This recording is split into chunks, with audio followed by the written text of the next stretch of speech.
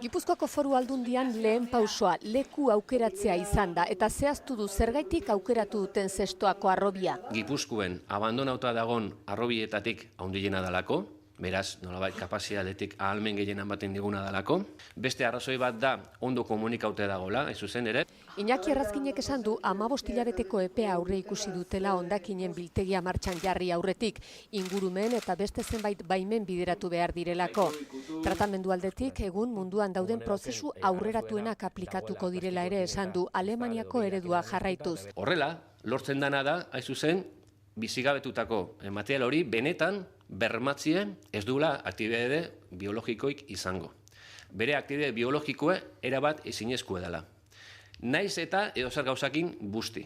Osin beltzera eraman aurretik Zubietako planta biologikoan lehortu eta mikroorganismoak bizigabetuko dira.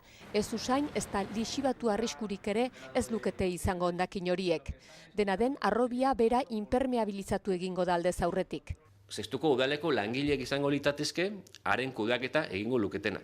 Hara iristen din kamioi guztien kontrola egingo dutenak, aseguratuko dutenak Zubietatik atatako kaminoa diela, Zubietan neurketa horiek... Zestoako biltegia egiteko 15 milioi euroko kostu aurre ikusi da, eta 15 urtetan beteta egongo litzateke. Eta noski hori ere, Gipuzko Hondakinen Kontsortzioak hitzarmen honen bitartez, ordainduko lioke, berak kontratatu baldintzan